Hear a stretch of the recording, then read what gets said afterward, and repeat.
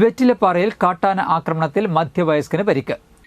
വെറ്റിലപ്പാറയിൽ കാട്ടാന ആക്രമണത്തിൽ മധ്യവയസ്കന് പരിക്ക്. വെറ്റിലപ്പാറ സ്വദേശി 52 വയസ്സുള്ള എളംപ്ലാശ്ശേരി ജിമ്മിക്കാണ് പരിക്കേറ്റത്. തുമ്പിക്കൈ കൊണ്ട് എടുത്തെറിയുകയായിരുന്നു. വാരിയലിനുൾപ്പെടെ പരിക്കേറ്റ ജിമ്മിയെ ചാലക്കുടി താലൂക്ക് ആശുപത്രിയിൽ പ്രവേശിപ്പിച്ചു. ഇന്നലെ രാത്രി 10:30 വെറ്റിലപ്പാറ 14-ലായിരുന്നു സംഭവം. രാത്രിയിൽ ഭക്ഷണം കഴിക്കാൻ തൊട്ടടുത്ത ജംഗ്ഷനിലേക്ക് പോയതായിരുന്നു ജിമ്മി. ഭക്ഷണം കഴിച്ച് തിരികെ വരുന്നതിനിടയിൽ വീടിന് സമീപത്ത് വെച്ച് കാട്ടാനയുടെ മുന്നിൽ അകപ്പെടുകയായിരുന്നു. കാട്ടാനയുടെ മുന്നിൽപ്പെട്ടതോടെ ആന തുമ്പിക്കൈ കൊണ്ട് ജിമ്മിയെ എടുത്തെറിയുകയായിരുന്നു.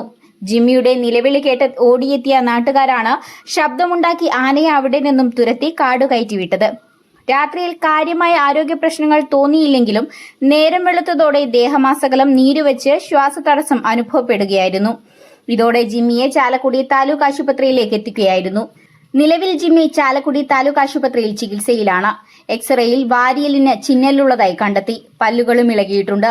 നിരന്തരം കാട്ടാനാക്രമണമുള്ള പ്രദേശം കൂടിയാണ് വെറ്റിലപ്പാറ. പ്രദേശത്തെ വന്യജീവി ആക്രമണത്തിൽ വകുപ്പ് കാര്യക്ഷമമായി ഇടപെടണമെന്നാണ് നാട്ടുകാരുടെ ആവശ്യം.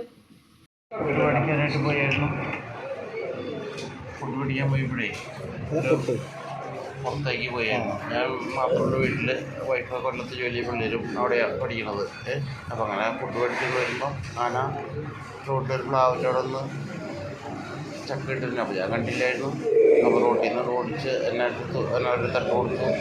ആന പിന്നാലെ വന്നു. എനിക്ക് ഒരു ഓർമ്മ പിന്നെ ഇങ്ങനെയൊന്നും ഓർമ്മയില്ല. അതിൻ്റെ അവിടെ